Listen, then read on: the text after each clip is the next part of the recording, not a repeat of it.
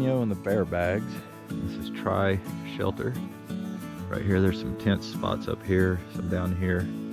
Nice water source. And it's time to hike on. I think we're gonna get rain this afternoon again. Well, it was an interesting night at the shelter. Pretty full. Met a lot of interesting people. One guy is planning to hike the Totten and then turn around and flip-flop backwards and hike the trail again. Several of them have hiked PCT, CDT, a lot of big time hikers. And then you got me. But one guy got up this morning and took somebody else's food bag. They both look identical food bags. And so hopefully those guys will meet up the trail and exchange food bags back. I think most of the day, there's a little up here and there, but a lot of it is down towards I-40. Don't know where I'm going to get to. It's supposed to rain about 11 again. So I'm all dry from yesterday's rain. We had a pretty good rain. It's one thing that people that watch our videos on hikers, we just show the good times. When it's bad, you don't feel like getting the camera out talking. You're just trying to crush the miles, stay as comfortable as you can, and deal with the weather, because it pretty much sucks. It's not fun. And that's where people get out here and they find out that, yeah, there's times like this that it's beautiful, and then there's a lot of times that it's miserable. You come into a shelter, like last night, your clothes are just soaking wet, things out. Had a little problem at the shelter last night, and I noticed it this morning. We had a mouse that was going bag to bag, and I know, and I did, and I left my pockets open because they'll chew to get in and see if they can find something. So you just kind of leave it open for them. But I guess one mouse decided that the open top pack wasn't enough, so he made a few chews on the pack. I've got some tenacious tape. I'll do a patch job up here. Pack's still a little bit wet. We did have a guy that tried to start a fire last night. He gave it his best. Thought he had one going, but just didn't quite take. Too much wet wood. But some really neat people there.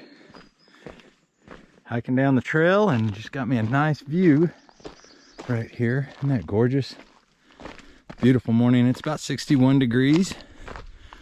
Trail's treating me pretty good. Wow, let's look at this for a minute. You don't get a lot of views here.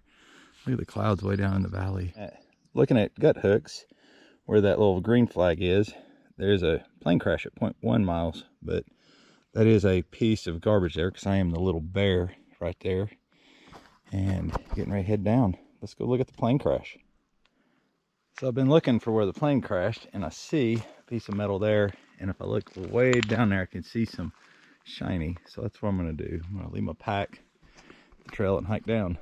So this is definitely the point of impact. A lot of broken up parts. I guess the plane crash was right up there. Here's the signs. And it looks like the Appalachian Trail heads down this way. We've gone 3.7 miles this morning. That's not too bad. One thing that happened last night that I thought was interesting, and I'll talk later about how I store my food, is I'm using a canister on this hike. And a lot of people get shamed for carrying them because it's a lot of weight. But this year they've changed the regulations on hanging bear bags, and it's rather hard to get them up there. And so I thought, you know, I'm going to go ahead and carry a canister. And once I brought mine out, several of the other major hikers that have done through hikes, they pulled their canisters out. And the size that we're using is the size down from the BV 500. It's a new one they came out with. It seems like a good size canister for through hiking. BV 500, a little too big. But I'll show you that later on, and how I identify my canisters from the others, so I don't have mishaps like the guys with the Ure sacks, where they're just both black and one guy snagged the other guy's food, and who knows what else all in there, supplies. But anyway, I got to get focused on going down before it gets rough here. And I thought I was slow on the trail until I saw this guy. He's getting there. Just going to take him a while. So this is the shelter that is closed due to the bears, and we're just going to keep going. The trail heads this way. The way I understand it, her name was Purple Haze, coming out of the privy, got bit on the butt. That's about all I know. There's all kinds of different versions of it and everything. We've put the bear down, but there's rumors there may have been some other bears around, and they're just kind of giving the bears a time break from hikers coming in. My initial plan when I hit Newfound Gap was to camp there for the second night after Newfound Gap.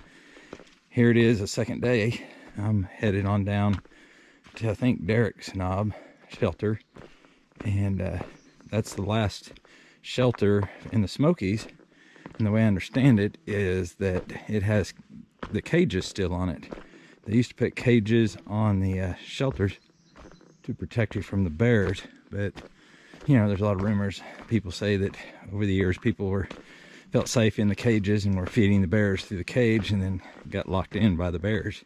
Well, it's decision time. Do I go the 0.6 and 0.6 back? That's a 1.25 miles basically, just under, going up and down to see a tower. And the guides on the gut hooks, everybody says you get just as good of views just down the trail down this way, and it's still a little ways to the shelter. I'm kind of seeing the clouds building up, and rain is probably coming, so I'm gonna go ahead and just go the easier path and get to the shelter. That's the main AT. This is just a blue trail here, and err on staying dry. Down. If I get wet, I get wet. I'm a sucker for towers. I'm just messing with y'all. Hike on. Didn't come all this way not to see stuff, right? And the one person that's gonna watch these videos, you're gonna get to see a tower. So this is for you, buddy. Evidently, that's the last place you can take your horses. Almost there, just right up there. Nice looking rocks. Look at all the stuff growing on them. Isn't that cool? Huh. All right, let's go see the tower. Just wanted to show you, that's the trail. Hike on. Well, this is a little sign about this lookout tower. You can see him building it there. It's better just to see it right there. Now, looks like it's abandoned, but we're gonna go in there and check it out. There's the inside, right here. We're gonna go out here, and you can tell there's just nothing to see. We're pretty smoked in. Not knowing how good this structure is, but not smoked in, but clouded in. So I'll say it may rain pretty soon. You can see over this way. There's my pack down there.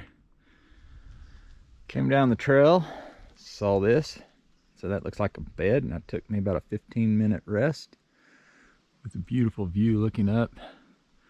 Good cool breeze. I think I've got about 2.7 miles to go before the shelter. Definitely gonna stay at the shelter tonight. The vegetation on the trail is changing, and I've got some beautiful flowers. First time I've seen those on the trail this time. Pretty cool. Gotta take time and enjoy the little things. Oh, look at there, we got something else I hadn't seen. Pretty. You can smell them too. They have a good smell. But you can tell we're getting more ferns and things coming down lower altitude. Tomorrow's gonna be a nice short hike. Hit Standing Bear and resupply and take a Nero. Just came from up there, and Davenport shelters this way. I could tell on a lot of the leaves as I was coming, there's been rain, but it's been real light and just not hitting us. A lot of the trees have been protecting us from the rain, just a super light rain. So, been lucky today. Made it to the shelter without actually getting rained on. Oh, let's go see what it looks like.